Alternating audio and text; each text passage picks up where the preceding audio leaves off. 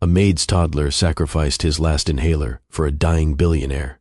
What he discovered was shocking. Imagine this, a 6-year-old boy standing over a dying billionaire, holding his last inhaler in his trembling hand. One choice, give away the only thing keeping him alive, or watch a stranger take his final breath. What would you do? What would your child do? This isn't fiction. This is about River, a little boy who made a decision that would expose a truth so shocking it would shatter everything. A truth about betrayal, about blood, about the cruel irony of fate. And if you think you know where this is going, I promise you don't. So here's what I need from you. If you've ever had to choose between your own survival and someone else's life, hit that like button right now. And whatever you do, don't click away, because what River discovered after his sacrifice will leave you absolutely speechless. Let me take you to where it all began, to the invisible people, the ones who clean the offices after you leave, who scrub the floors of mansions they'll never own, who press the elevator buttons to penthouses they'll never live in. Lila was one of them, 32 years old, but her hands looked 50, calloused, dry, the kind of hands that told stories of bleach and mop water and endless work. She had 3 jobs: morning shift cleaning corporate offices downtown, afternoon shift at the Harrington penthouse, night shift at a hotel near the airport. Sleep was something she borrowed, never owned. 4 hours if she was lucky. 3. Most nights, her alarm clock was her enemy, but also her lifeline, because stopping meant losing everything.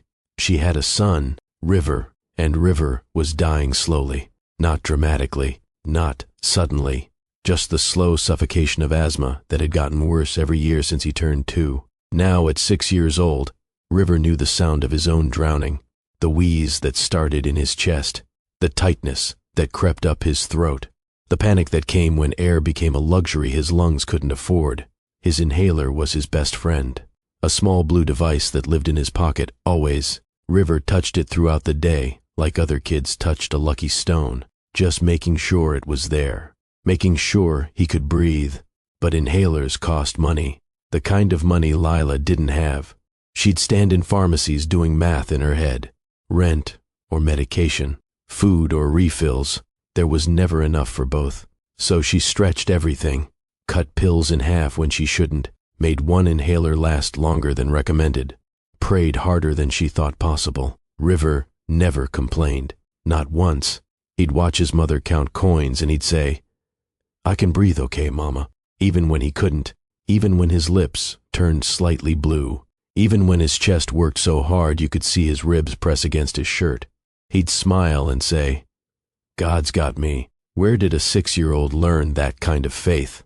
From watching his mother survive the impossible every single day. Now let me show you the other side of the city, 42 floors up, where the air was filtered and perfect and taken completely for granted. Vincent Harrington's penthouse covered the entire top floor of the building, floor-to-ceiling windows that overlooked the city like he owned it, which, in many ways, he did. Real estate, tech investments, pharmaceutical companies. The man's name was on buildings across 3 states. But walk into his home and you'd feel it immediately. The cold, not temperature, something else. The cold of a place where nobody laughed anymore, where footsteps echoed because there was no life to absorb the sound. Vincent was 53 but looked 60. Grief does that, ages you in ways that have nothing to do with time. 5 years ago, he had everything: a wife who made him laugh, 2 sons who made him young, a vacation home in the mountains where they'd spend summers. Then the fire, faulty wiring in the cabin. It happened at night, fast. The investigators said they probably didn't suffer long.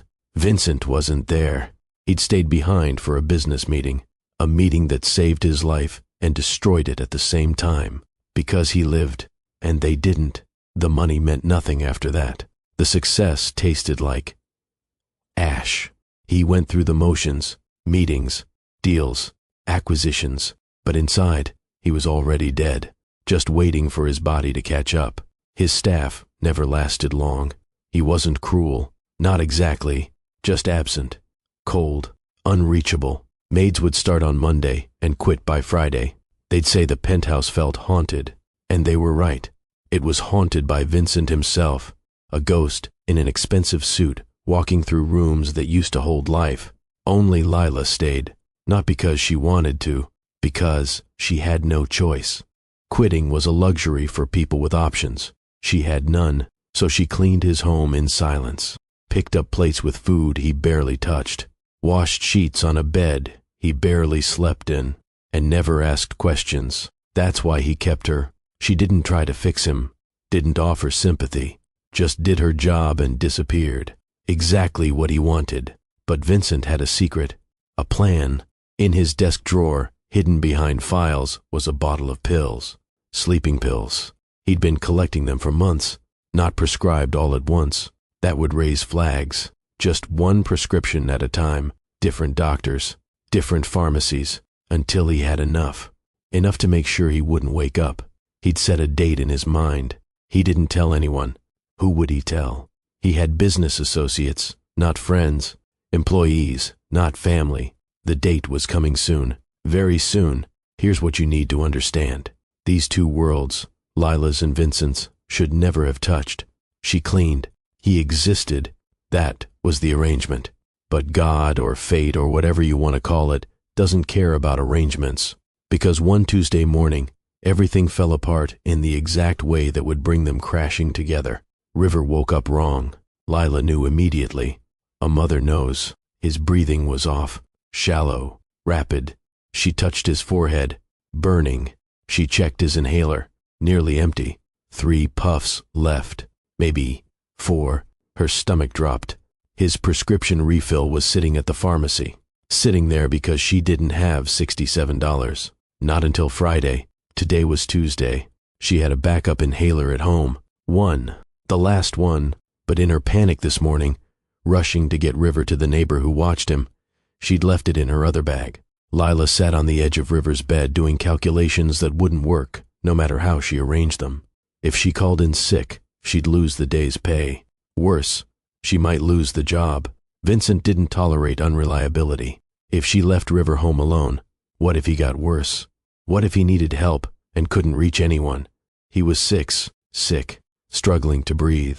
The neighbor was old, half deaf, wouldn't hear him if he called. The choice was impossible. So she made the only one she could. "I'm taking you with me," she whispered. River's eyes widened. "To the big building?" Lila nodded. "You have to be very quiet, very still. Can you do that for Mama?" River nodded. He always did what she asked, even when he was scared, especially when he was scared. She bundled him in a jacket despite the fever, made him put the inhaler in his front pocket, told him to check it every few minutes. "If you need it, you use it. Don't wait. Promise me." He promised. The building's service entrance was around back. Lila had been using it for months. The security guard barely looked up. Another invisible worker, arriving for another invisible shift. She smuggled River in like contraband, because that's what he was in a building like this. People like River didn't exist in penthouses. They cleaned them. They served them. They didn't live in them. The service elevator was empty. Thank God. Lila's heart hammered the entire ride up. 42 floors feeling like 400. The penthouse was silent when they entered. Vincent had already left for his morning meetings. He kept a brutal schedule, probably because being busy meant not thinking, not feeling. Lila moved quickly. There was a small room off the kitchen, barely bigger than a closet. Storage space for cleaning supplies. She cleared a spot, laid down her jacket, made River sit. "How's your breathing, baby?" River wheezed slightly, but smiled. "Okay, Mama." She gave him the inhaler. 2 puffs now. "I'll check on you every 10 minutes. Do not leave this room. Understand?" River understood. Subscribe right now, because what happens in the next few minutes will change everything. And if you miss it, you'll regret it. Lila worked faster than usual, dusting, vacuuming, wiping down surfaces that were already clean. Every 10 minutes, she'd slip back to check on River. He'd be sitting exactly where she left him, eyes closed, breathing carefully, rationing his air. Time crawled. Lila kept checking her watch. 3 more hours. Just 3 more hours, and they could go home. She'd figure out the medicine somehow. She always did. But in his office downtown, Vincent was unraveling. The meeting had gone fine, numbers discussed, deals proposed, handshakes exchanged, but inside his head, a war was raging. Today was the day, the date he'd set. The pills were in his desk at home, waiting. He'd written no note. Who would read it? His lawyer would handle the estate. Business would continue. The world would forget him in a week. That's what he told himself. But sitting in that conference room, surrounded by people talking about quarterly projections, Vincent felt it rising. The panic, the crushing weight of what he was about to do. His chest tightened. His breathing went shallow. Not enough air. Never enough air. He excused himself, told them he wasn't feeling well, drove home in a fog. The elevator ride up felt like descending, down into a decision he couldn't take back. He went straight to his study, closed the door, sat at his desk, opened the drawer. The pill bottle sat there, orange plastic, white cap. So simple, so final. His hands shook as he reached for it, and that's when the full force of the panic attack hit. His chest seized, his vision blurred. His heart hammered so hard he thought it would break through his ribs. He couldn't breathe, actually couldn't breathe. He reached for the anxiety medication on his desk, knocked it over instead. The bottle rolled, hit the floor, pills scattered everywhere. Vincent tried to stand. His legs wouldn't work. He fell, hard. His shoulder hit the edge of the desk. Pain shot through him, but it was distant, far away, because he couldn't breathe. He was drowning in air, drowning in his own panic and guilt and fear. His hand stretched toward the pills on the floor, so close, too far. The room started to go dark at the edges. In the kitchen, Lila heard the crash. Her blood turned to ice. That came from Vincent's study. He wasn't supposed to be home. She ran, her cleaning cart forgotten, her careful invisibility abandoned, because that sound meant something terrible. She knew it in her bones. She pushed open the study door without knocking. What she saw stopped her heart. Vincent was on the floor, face drained of all color, one hand clutching his chest, the other reaching desperately for something. His eyes were wide with terror, his mouth opening and closing like a fish out of water. No sound, just the horrible wheeze of someone suffocating. "Sir?" Lila's voice cracked. She dropped to her knees beside him. "What do I do? What do you need?" But Vincent couldn't answer, couldn't speak, could barely see. Lila's hands shook violently. She saw the pills scattered on the floor. "Scoop some up. Are these it? Is this what you need?" But she didn't know the dosage, didn't know if these were even the right pills. What if she gave him too much? What if she killed him trying to help? Her mind screamed at her, do something, anything, but fear paralyzed her. And then a small voice came from the doorway. "Mama?" Lila's head snapped around. No. River stood there, small, fevered, breathing hard himself. He must have heard the crash, must have been scared, must have forgotten her instructions to stay hidden. "Nancy, go back." Lila's voice was desperate. Go back to the room right now. But River wasn't looking at her. He was looking at Vincent, at a man struggling for air. River knew that struggle, lived it every day, understood it in ways adults never could. River walked forward, slowly, each step deliberate. His small hand went to his pocket, pulled out the blue inhaler, the one with 3, maybe 4 puffs left, the only thing standing between him and an emergency room visit. He looked at it, then at Vincent, then at his mother. "Mama," she whispered. "He can't breathe." Lila's eyes filled with tears. "I know, baby. I know, but that's your medicine. You need it." River's face was so serious, too serious for 6 years old. "But you taught me," he said quietly. "We share what we have, even when we don't have much." Those words, her words, coming back to her. River knelt down beside Vincent with a calmness that seemed impossible. He didn't rush, didn't panic, just moved with the careful certainty of someone who'd done this before, done it for himself 100 times. "Sir," River said softly, his voice clear despite his own wheeze. "I get scared too when I can't breathe. It feels like drowning." "I know." Vincent's terrified eyes found the child. this little boy kneeling beside him. This happens to me all the time, River continued. And this helps. He held up the inhaler. Do you know how to use it? Vincent managed the smallest shake of his head. Okay, River said. I'll help you. He pressed the inhaler into Vincent's shaking hand, positioned it carefully at his lips. When I say now, you breathe in as deep as you can. Okay? Ready? Vincent's fingers gripped the inhaler like a lifeline. 1, River counted. 2, now. Vincent inhaled. River pressed the trigger. Medicine filled Vincent's lungs. It wasn't the right medication, wasn't meant for panic attacks. But the act of breathing with purpose, of having someone guide him through the terror, started to break the cycle. Again, River said calmly. 1, 2, now. Another puff, another guided breath. River's small hand stayed on Vincent's shoulder, steady, grounding. You're doing good, River whispered. Just keep breathing. Like me, see? In and out. We can do it together. And something about this child's voice, this sick child who was sacrificing his own safety, it cut through Vincent's panic like nothing else could. His breathing started to slow, deepen. The crushing weight on his chest began to lift, bit by bit, breath by breath. Lila watched in frozen shock.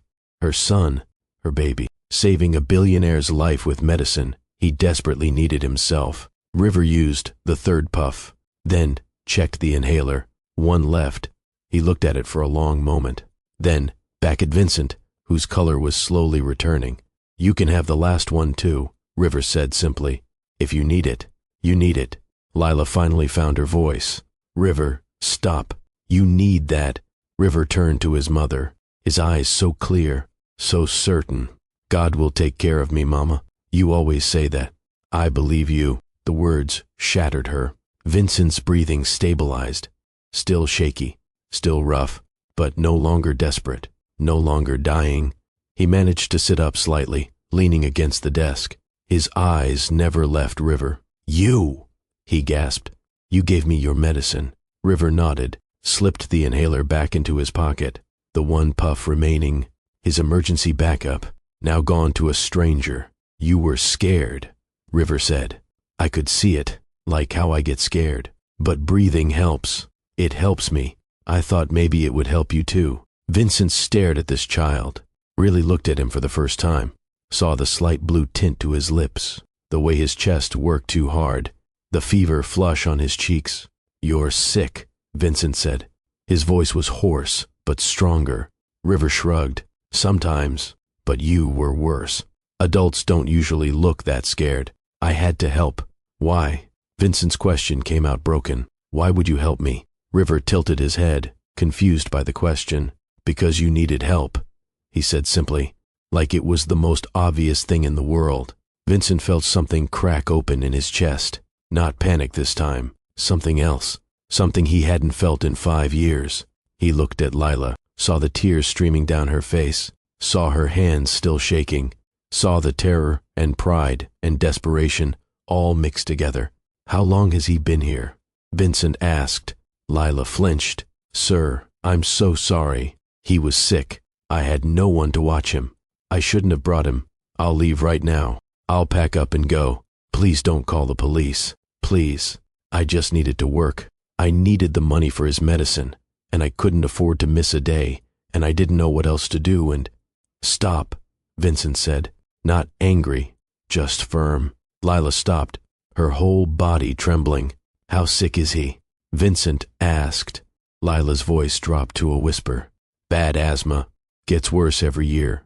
That inhaler he just used on you, that was his last one, until I can afford the refill, which is Friday. Maybe. Vincent's face changed. You're telling me he just gave me medication he won't have access to for 3 days? Lila couldn't speak, just nodded. Vincent pushed himself fully upright, leaned against the desk for support. He looked at River again. This child who'd saved him. This child who was now in danger because of him. Call my physician, Vincent said. Lila blinked. What? Call Dr. Morrison. Now, tell him to come immediately. Tell him to bring everything he needs to treat severe asthma in a child. Tell him it's an emergency. Sir, I can't pay for... I didn't ask if you could pay for it. Vincent's voice was stronger now. I said call him now. Comment below what you would have done in River's position. Would you have given up your last lifeline for a stranger? And don't forget to share this story, because what's coming next, the discovery that changes everything, you won't believe it. Dr. Morrison arrived within 40 minutes. He was the kind of doctor who made house calls to penthouses, who brought medical equipment in leather bags, who didn't ask questions about insurance. He took one look at River, and his expression turned serious. This child is in respiratory distress, he said calmly. When did this start? This morning, Lila answered, but he's had asthma for years. It's been getting worse. Dr. Morrison pulled out a stethoscope, listened to River's lungs. The sound made him frown. Has he been seeing a specialist? Lila's silence was answer enough. We go to the free clinic when it gets really bad, she admitted quietly. They give us samples sometimes, of inhalers, whatever they have. Dr. Morrison's jaw tightened, not in judgment, in anger at a system that let this happen. He opened his bag, started pulling out equipment, nebulizer, oxygen monitor, multiple medications. He worked efficiently, got River set up with treatments. Within minutes, the boy was breathing easier. The oxygen monitor showed his levels rising, color returning to his face. Vincent stood in the doorway, watching. Dr. Morrison glanced at him. You okay? You sounded urgent on the phone. I'm fine, Vincent said. Take care of the boy. Dr. Morrison did. He spent an hour treating River, explaining to Lila what each medication did, writing down instructions. Then he pulled her aside, his voice low, but Vincent could still hear. This child needs to see a pediatric pulmonologist. He needs daily maintenance medication. He needs a proper treatment plan. What he doesn't need is to ration inhalers or wait until he's in crisis. Do you understand? Lila nodded, eyes down. I know. I'm working on it. I just need a little more time to save up and… She'll have it, Vincent interrupted. Both of them turned to him. Whatever he needs, Vincent continued.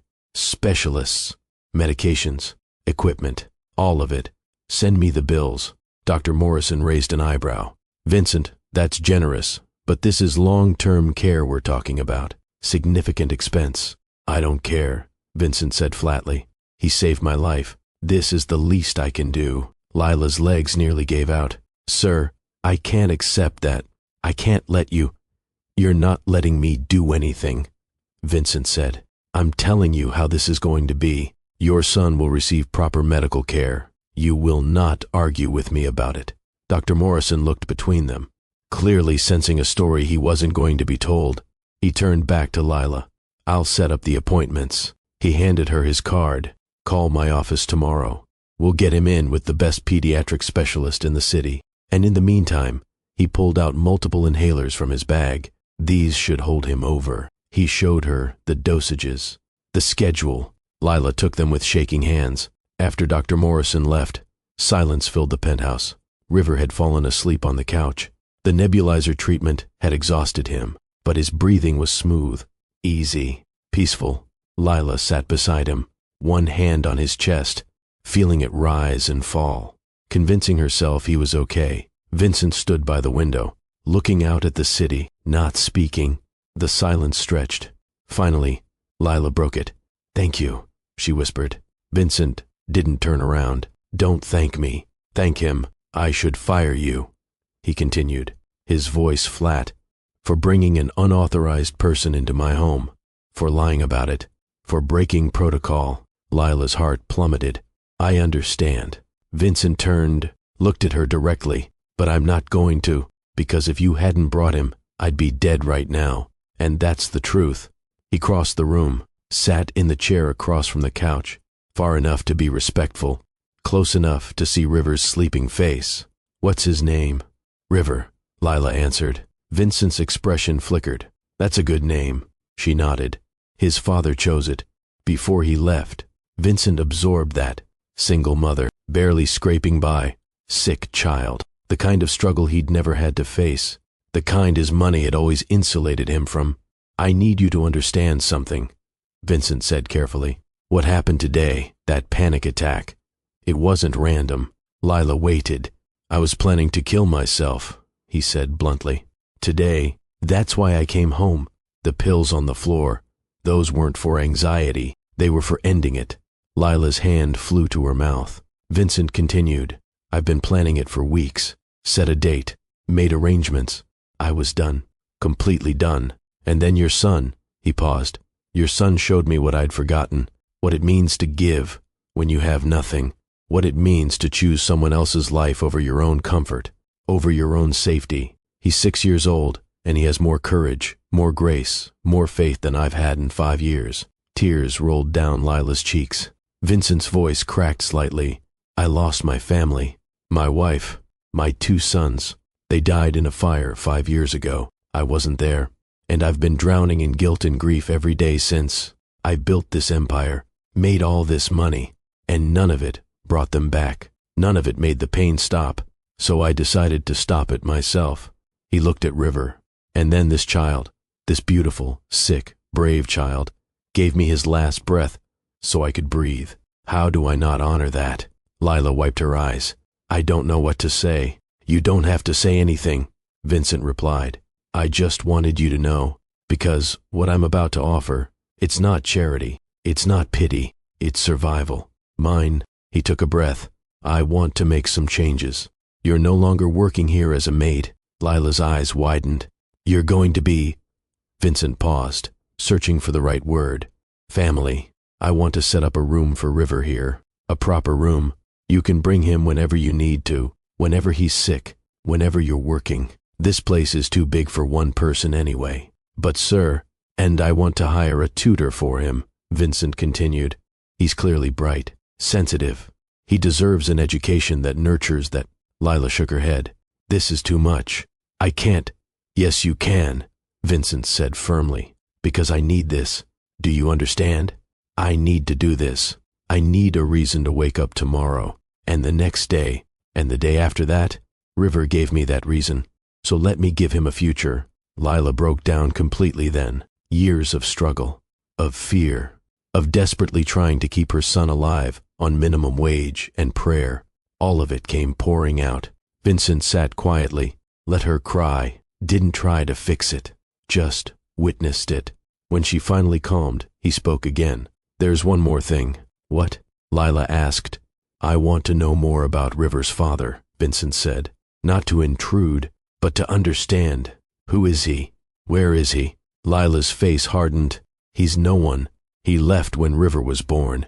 Didn't want the responsibility of a sick child. I haven't heard from him since. Does he pay child support? Vincent asked.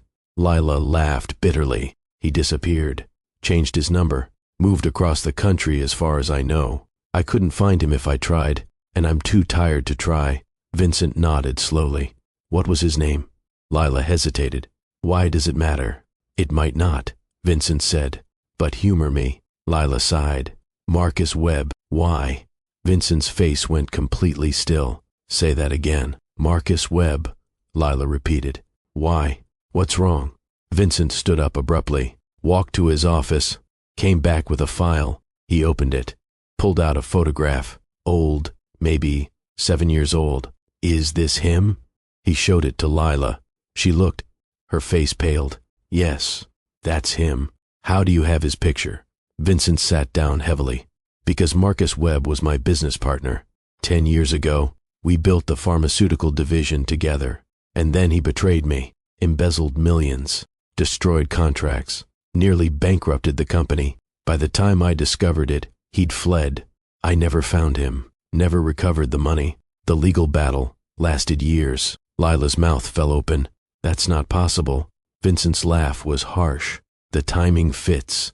He disappeared from my life about 7 years ago. Same time he entered yours? Lila nodded slowly. Vincent rubbed his face. The man who nearly destroyed my business, who contributed to my downward spiral after my family died, who made everything worse. He fathered the child who saved my life. The irony is… He paused. I don't even know what it is. Cruel? Divine? Both, Lila whispered. Vincent looked at River, sleeping peacefully on the couch, unaware of the bomb that just dropped. Does he know? Vincent asked. About his father? Lila shook her head. I never told him. What would I say? Your dad didn't want you. I just said he had to go away for work, that maybe someday he'd come back, even though I know he won't. Good, Vincent said. Don't tell him. Not yet. Not until he's old enough to understand that biology doesn't determine character, that he's nothing like Marcus, nothing at all. So what now? Lila asked. Vincent was quiet for a long time. Now I have a choice, he finally said. I can hate River because of who his father is. Because every time I look at him, I'm reminded of betrayal and loss and everything Marcus took from me. Or, he paused, or I can love him despite it. I can choose to see River for who he is, not whose blood he carries. I can break the cycle, choose grace over grudges, choose life over bitterness. And which are you choosing? Lila asked carefully. Vincent looked at her, then at River, then back at her. I'm choosing him, he said simply. Both of you. Because that child on your couch didn't just give me medicine. He gave me a second chance, and I'm not wasting it. Not even for the satisfaction of hating his father. Lila started crying again. Vincent let her. After a while, he spoke once more. I'm going to call my lawyers tomorrow. I want to set up a formal arrangement, a trust for River, educational funds, medical coverage, everything. Why? Lila asked. Why go this far? Because I have 2 sons buried in the ground, Vincent said quietly, and nothing I do will bring them back. But I can honor their memory by helping the boy who saved me, by being the kind of man they would have been proud of, by choosing love, when everything in me wants to choose anger. He looked directly at Lila. And because you raised a child who, despite having every reason to be selfish, chose to give, that doesn't happen by accident. You did that. Your love did that. And it deserves to be supported, not just survived. The weeks that followed transformed everything. River's medical care became consistent, proper. He saw the specialist, got daily medications, learned how to manage his asthma instead of just reacting to it. His breathing improved dramatically. The fear in Lila's eyes started to fade, replaced by something she'd forgotten existed. Hope. Vincent kept his word, converted a guest room into River's space. Nothing extravagant, but comfortable, safe. A bed that didn't sag, books on shelves, a desk for when he was older. River loved it, would trace his fingers along the wall like he couldn't believe it was real. The tutors started coming 3 times a week. A kind older woman named Mrs. Chen, who specialized in gifted children. River soaked up everything she taught. His natural curiosity finally had space to flourish. Vincent started joining the lessons sometimes, sitting in the back, listening to River ask questions about stars and oceans and how birds knew which way to fly. The questions reminded him of his own sons. It hurt, but it was a good hurt, the kind that meant he was feeling again. Dinners became a thing. At first awkward. Lila wasn't sure how to sit at the table she used to clean. Vincent wasn't sure how to make conversation after years of silence. But River filled the gaps, talking about his day, about what he learned, about the birds he saw on the balcony. Slowly, painfully, the 3 of them became something unexpected. Not a traditional family, but a family nonetheless, built on sacrifice and second chances and the strange grace of unlikely connections. One evening, 3 months after the incident, Vincent asked River to join him on the balcony. It had become their spot, where they'd watch the city lights come alive as the sun set. River called them backward stars. Stars in the sky, lights in the ground. Vincent loved that, the way children saw magic in everything. River, Vincent said carefully, I want to talk to you about something important. River looked up, his breathing easy now, his color healthy. Okay. Vincent knelt down to be at eye level. Do you remember the day you gave me your inhaler? River nodded. You were really scared. Yes, I was, Vincent agreed. You saved my life that day. You know that?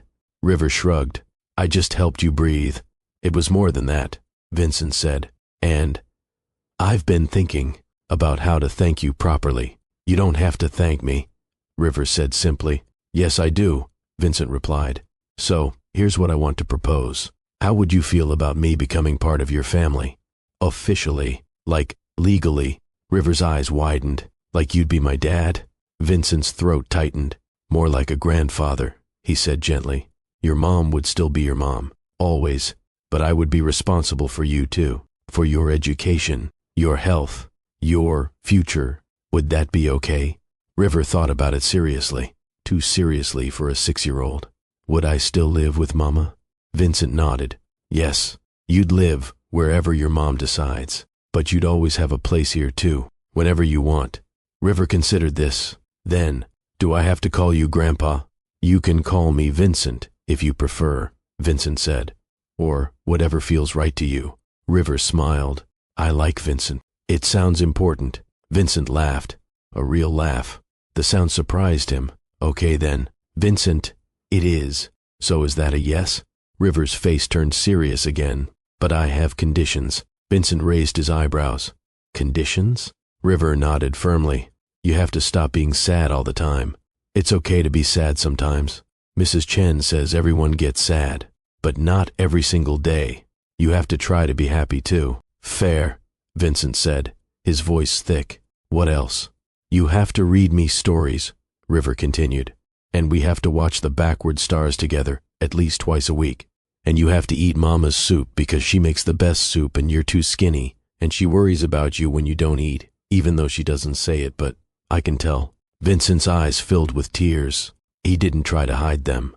Those are very reasonable conditions, he managed. I accept. River grinned. Then, yes, you can be my family. Vincent pulled River into a hug. Gentle, careful. River hugged back, tight, like he'd been waiting for permission to do exactly that. When they pulled apart, River's expression turned curious. Vincent? Yeah? Can I ask you something? Of course. Why were you so sad? Before? Vincent took a shaky breath. Because I lost people I loved very much. My wife and my sons, they died. And I missed them so much, I forgot how to be happy. River absorbed this. His hand found Vincent's. I'm sorry they died. Me too, Vincent whispered. But River continued. You're not alone anymore. You have me and Mama. We're not the same as the people you lost, but we're here, and we love you. Those words broke something in Vincent, something that needed breaking. He wept, right there on the balcony. River didn't seem scared, just held his hand, waited patiently. When Vincent finally composed himself, he looked at this extraordinary child. You're right, he said. You're absolutely right. River smiled. I know. Mama says I'm wise beyond my years. Whatever that means. Vincent laughed through his tears. It means you're special. Very, very special. The legal arrangements took time. Paperwork, meetings with lawyers. But Vincent was thorough. He established a trust that would cover River's education through college, medical care for life, a financial cushion that meant Lila would never have to choose between rent and medicine again. He updated his will. River would inherit the majority of the estate, not because Vincent was replacing his sons, but because River had given him something priceless, a reason to care about the future, a reason to build something good instead of just maintaining something empty. When the papers were finally signed, Vincent held a small celebration, just the three of them. No fancy party, no press, just dinner, Lila's soup, which was indeed the best soup, cake from River's favorite bakery, candles. River wanted to make a toast. Vincent handed him a glass of sparkling cider. River stood on his chair to be taller, very serious. I want to say thank you, River announced, to Vincent for being our family now, and to Mama for always taking care of me, even when it was hard, and to God for making everything work out. He raised his glass. To family, Vincent and Lila echoed. They clinked glasses, drank. River got a whipped cream mustache from the cake. Vincent laughed, actually laughed. Lila watched them both. Her son and this man who'd become their unexpected blessing. She thought about that terrible morning, the impossible choice, the fear. How could she have known that bringing River to work that day would change everything? That her son's simple act of kindness would save 2 lives? Vincent's from death, hers from despair. That night, after River was asleep, Vincent and Lila sat in the living room, the city lights casting soft shadows. I still can't believe it sometimes, Lila said quietly, that Marcus's son became your salvation. Vincent shook his head. Not Marcus's son. Yours. Biology is just biology. Character is what matters, and River's character came from you, not from a man who abandoned him. Lila smiled sadly. I tried. I just wanted him to be kind, even when the world wasn't kind to us. You succeeded, Vincent said. Beyond what you probably realize, that child has more integrity at 6 than most people develop in a lifetime. Do you think Marcus knows? Lila asked. About any of this? Vincent shrugged. I don't know. I don't care. He made his choice. He walked away from something precious. His loss. My gain. Lila looked at him. You really mean that? Vincent met her eyes. Every word. Marcus stole from me, betrayed me, hurt me in ways I'm still recovering from, but he also, inadvertently, gave me River, and I wouldn't trade that for all the money he embezzled. Not even close. You're a better man than I thought, Lila said. Vincent laughed softly. No, I'm just a man who got a second chance, and I'm trying desperately not to waste it. The months turned into a year. River thrived. His health stabilized. His education accelerated. He remained gentle, thoughtful, kind, but now he also had confidence, security, the knowledge that he was loved and protected. Lila enrolled in nursing classes, something she'd always wanted to do, but never had the time or money for. Vincent insisted on paying for it. She protested. He refused to listen. You spend your life caring for others, he'd said. Let me help you make it official. Vincent himself transformed. He started therapy, real therapy, processing the grief he'd buried for years. It was brutal, painful, necessary. He talked about his wife, his sons, the guilt of surviving, the anger at God, or fate, or randomness. His therapist helped him understand something crucial. Honoring his dead family didn't mean refusing to love again. It meant letting love continue, just in different forms, with different people. That grief and joy could coexist. That he could miss his sons and care for River. Both true, both valid, both necessary. He started the foundation on River's first anniversary of saving him, the River Foundation, dedicated to providing medical care for children whose families couldn't afford it. Asthma treatment was the primary focus, but it expanded. Diabetes, cancer, rare diseases, any child who needed help and had nowhere else to turn. Vincent poured money into it, but more than that, he poured himself into it, visited hospitals, met families, listened to their stories. Each one reminded him of Lila and River, of how close they'd come to tragedy, how luck and circumstance determined so much. The foundation's first year helped 300 children. By year 2, over 1,000. News coverage followed, interviews, awards. Vincent deflected all praise, pointed to River, to Lila, to the reality that a 6-year-old with a nearly empty inhaler had started it all by choosing compassion over self-preservation. River didn't fully understand his role in all of it. To him, he'd just helped someone who couldn't breathe. Simple, obvious, what anyone would do, which, Vincent would point out, was exactly what made it extraordinary, because most people wouldn't, but River did. Now, let me bring you to today, 2 years after that morning when everything changed. River is 8 now, healthy, happy, still gentle, still wise beyond his years. He splits time between Lila's apartment and Vincent's penthouse, calls them both home. Vincent is 55. He looks younger now, the weight of grief still there but no longer crushing. He laughs regularly, engages with life, plans for the future, has reasons to wake up. Lila is 34, a registered nurse, working at a children's hospital, using her experience, her empathy, her understanding of what it's like to fight for your child's life. The 3 of them gather for dinner every Sunday, sometimes at the penthouse, sometimes at Lila's place. River insists on switching, says it's important that Vincent sees how normal people live too. Vincent agrees. They play games after dinner, board games mostly. River wins often. Vincent suspects he cheats, but can't prove it. Doesn't really care. They watch movies. Animated ones usually. River's choice. Vincent has seen every popular kids' film from the last 5 years. Can quote them, does quote them, to River's delight and Lila's amusement. On the 2-year anniversary of the incident, Vincent does something special. He frames the inhaler, the one River used to save him. Only one puff was left. Vincent kept it, had it professionally preserved, mounted in a shadow box with a small plaque. It reads, "We share what we have, even when we don't have much. River, age 6. He hangs it in his office, where he can see it every day. A reminder of grace, of sacrifice, of the moment his life changed because a child chose kindness. River sees it and grins. That's my inhaler. Vincent nods. The most important inhaler in the world. River laughs. It's just an inhaler. No, Vincent says seriously. It's a symbol of everything good, everything I'd forgotten existed. River doesn't fully understand, but he hugs Vincent anyway. I'm glad I helped you breathe. I'm glad too, Vincent whispers. More than you'll ever know. If this story moved you, I need you to do something right now. Hit that like button. Not tomorrow, not later, right now. Because stories like this need to be shared. Subscribe to this channel. We tell stories that matter. Stories that remind you what's important.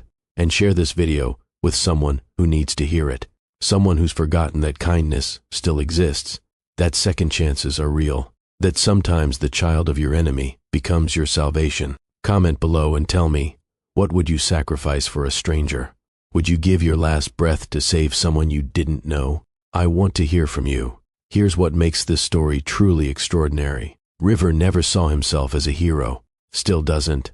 Ask him about that day and he'll shrug. Say he was just helping, just doing what felt right. He doesn't understand the magnitude of his choice, the ripple effect of his compassion, but that's exactly what makes it profound. He didn't calculate, didn't weigh pros and cons, didn't think about recognition or reward. He just saw someone suffering and chose to help. Even at great personal cost, Vincent thinks about this often. How a child with every reason to be selfish, to protect his own limited resources, gave them away freely. How Lila, despite her desperate circumstances, raised a son who valued others' lives as much as his own. How this challenged everything Vincent thought he knew about human nature. He'd spent years among the wealthy, the powerful, people who had everything but gave nothing, who hoarded resources, who stepped over suffering to protect their comfort. And then, a sick child with almost nothing showed him what real wealth looked like: generosity of spirit, courage to act, faith that everything would work out even when logic said it wouldn't. The shocking discovery about Marcus could have ruined everything. Vincent could have recoiled, seen River as a reminder of betrayal instead of a symbol of hope. Could have let bitterness poison the relationship. But he made a different choice, a harder choice. He chose to separate River from his father's sins, to judge the child by his own character, not his bloodline, to forgive not because Marcus deserved it, but because River did, because holding on to hate would have destroyed the very thing that saved Vincent's life, the connection, the love, the family they'd built from ashes and inhalers and impossible choices. Lila struggled with the revelation too, learning that the man who abandoned her, who embezzled millions, who hurt so many people, was the same man whose son saved one of his victims. The irony was almost too much, but she realized something important. Marcus's absence was River's blessing, because if Marcus had stayed, River would have learned his values, his selfishness, his willingness to hurt others for personal gain. Instead, River learned from Lila, learned sacrifice, learned empathy, learned that people matter more than things, that breathing matters more than hoarding. The foundation continues to grow. Last year it helped 5,000 children. This year they're on track for 8,000. Every child who receives an inhaler they couldn't afford.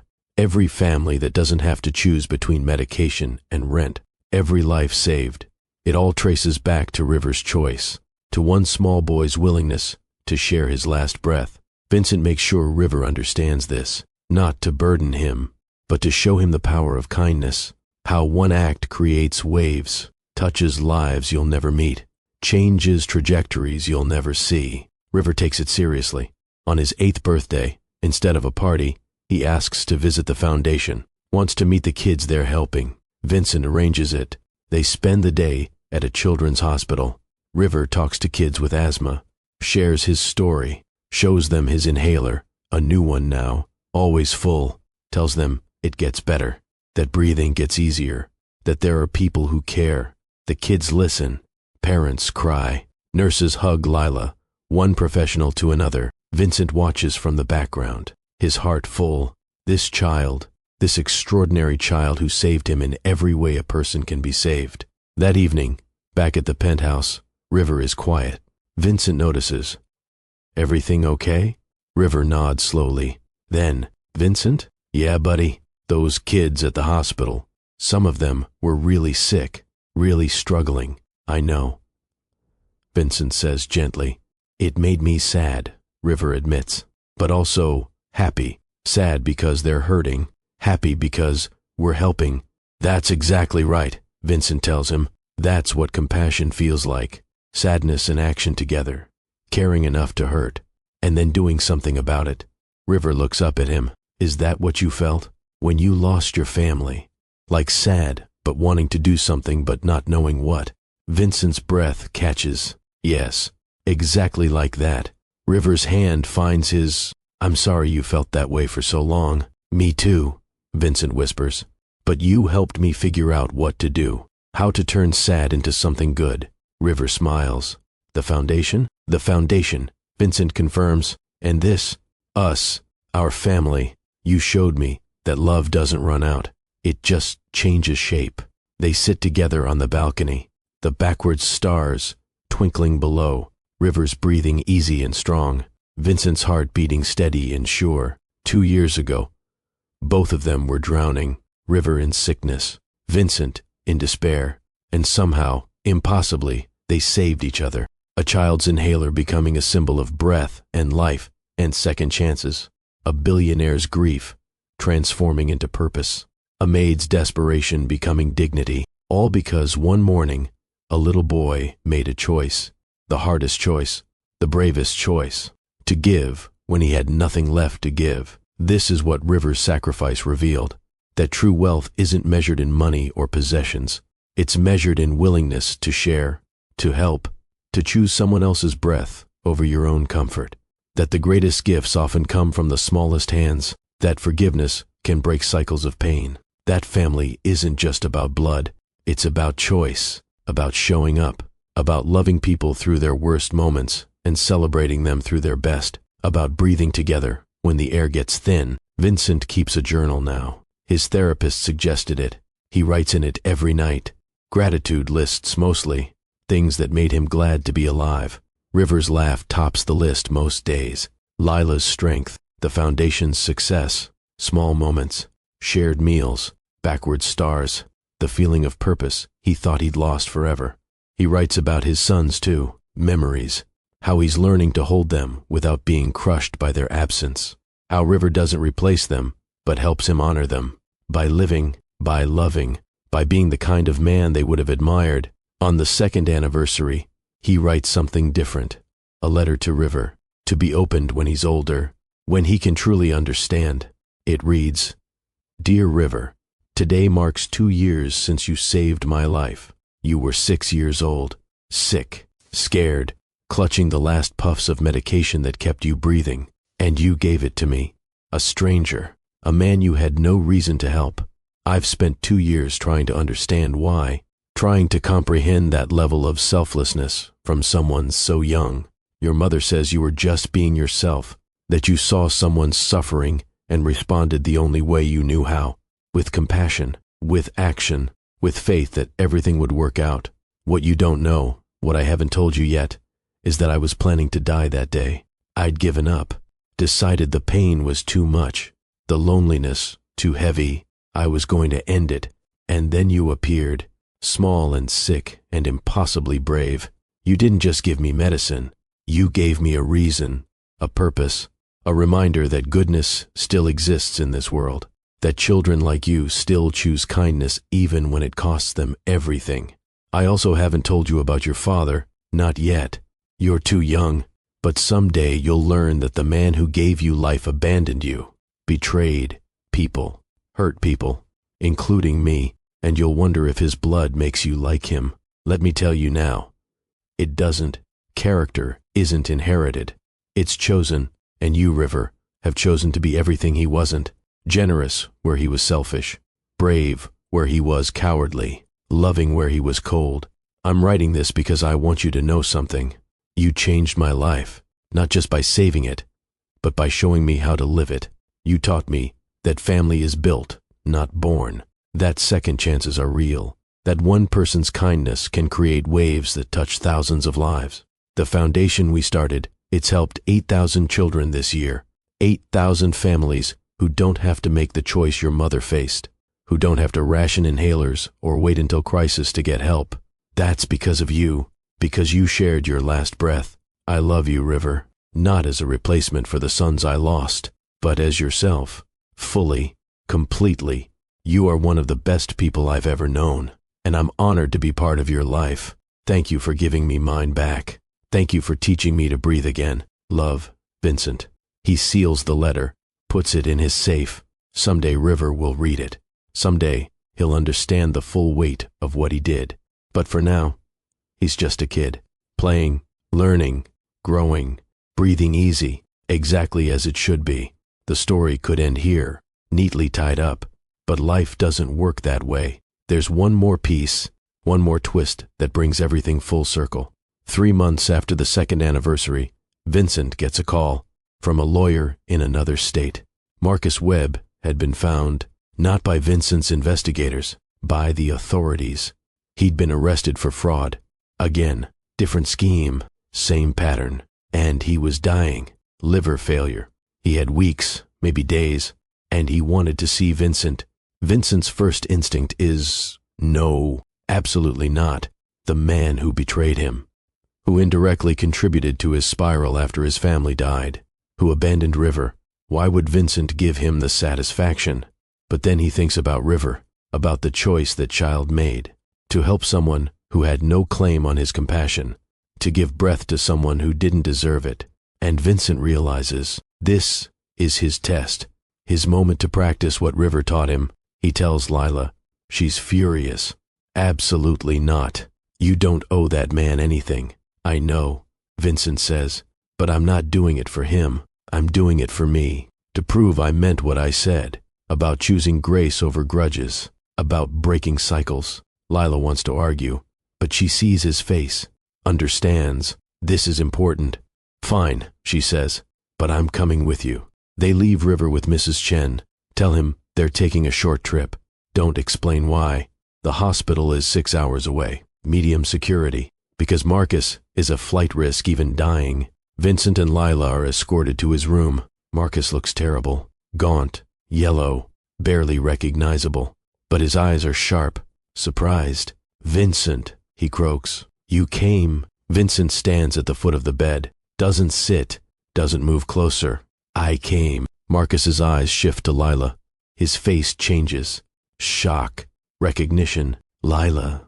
Lila's voice is ice. Marcus, you two know each other? Vincent asks, though he already knows. Marcus's eyes widen.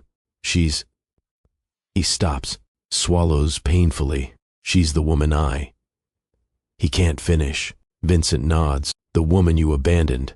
Pregnant. With your son. Yes, I know. Marcus looks between them. Confused. How? We worked together, Lila says flatly.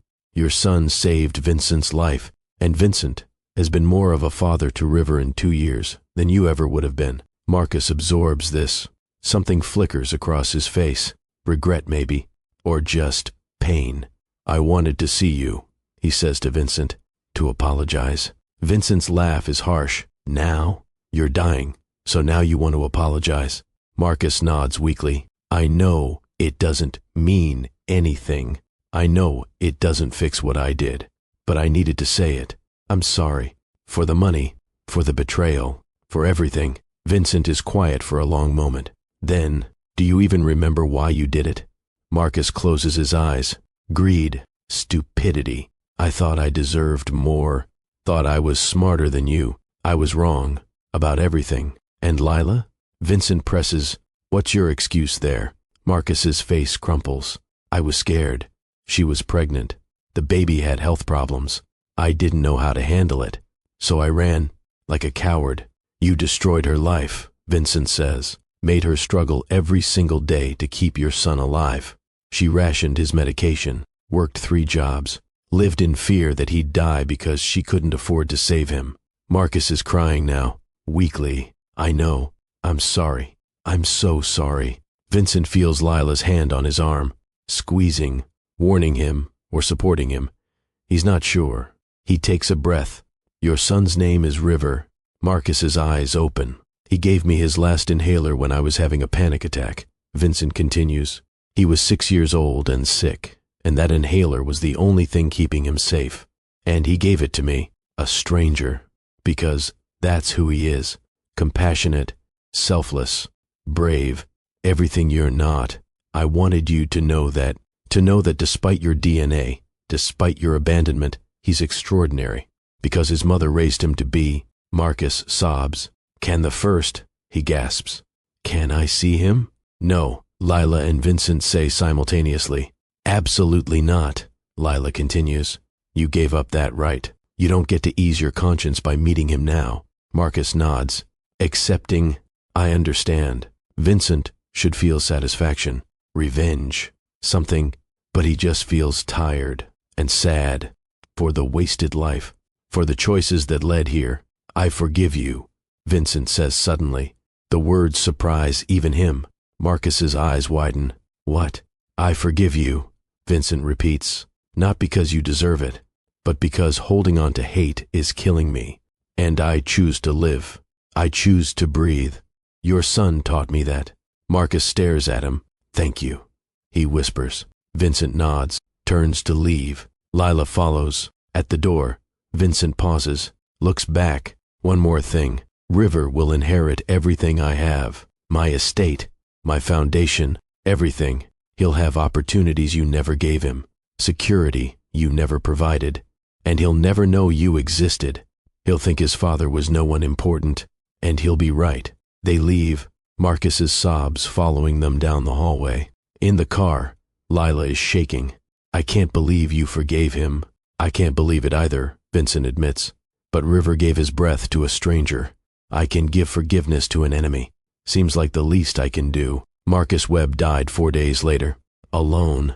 Vincent didn't attend the funeral, didn't send flowers, just filed the legal paperwork ensuring Marcus had no claim to River. Ever. River never knew. Still doesn't. Maybe someday, Vincent will tell him. When he's older, when he can understand that he overcame his father's legacy before he even knew it existed. Or maybe he won't. Maybe some stories don't need to be told. Some truths don't need to be shared. Maybe it's enough that River knows he's loved, protected, valued, that his mother and Vincent chose him, fought for him, built a life around him. That's the real story anyway. Not Marcus's betrayal, but River's redemption of it. The way one child's kindness broke a cycle of pain that could have continued for generations. Today, River is still 8, still kind, still wise beyond his years. He doesn't know about his father's death, about Vincent's forgiveness, about the full scope of what his inhaler sacrifice meant. He just knows he has a family, a mom who works hard and loves harder, a Vincent who reads him stories and watches backwards stars and makes sure he can always breathe easy, a foundation with his name that helps kids like him, a future full of possibility. And maybe that's enough. Maybe that's everything. Vincent stands on the balcony tonight, alone. The city spreads below him. Millions of lights, millions of people, millions of stories. He thinks about his wife, his sons, the family he lost, the grief that almost killed him. And then he thinks about River, about Lila, about the family he found. He doesn't compare them, doesn't rank them, just holds both truths, loss and love, grief and gratitude, backward stars and forward momentum. He hears footsteps behind him. River appears, rubbing his eyes sleepily. Can't sleep. Vincent smiles. Come here. River joins him at the railing. They stand together, breathing the night air, watching the lights. After a while, River speaks. Vincent? Yeah? I'm glad you didn't die that day. Vincent's throat tightens. Me too, buddy. Me too. River leans against him. Vincent's arm wraps around his shoulders. And they breathe. Together. Easy. Grateful. alive. Because sometimes salvation comes in the smallest packages. Sometimes second chances sound like a child's wheeze. Sometimes the greatest gift you'll ever receive is someone else's last breath, freely given.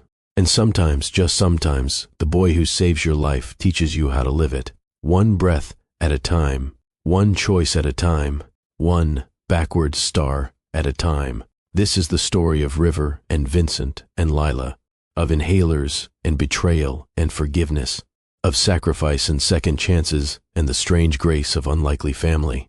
It's a true story, not in facts maybe, but in truth, because somewhere right now, someone is making River's choice, giving when they have nothing, helping when it costs everything, choosing compassion over self-preservation, and somewhere, someone is receiving that gift, being saved by unexpected grace, learning to breathe again. This is for them, for you, for anyone who's ever wondered if kindness still exists. It does, in the smallest hands, in the bravest hearts, in the choice to share what little you have. We share what we have, even when we don't have much. 5 words, infinite impact. Remember them, live them, breathe them, and when you can, pass them on.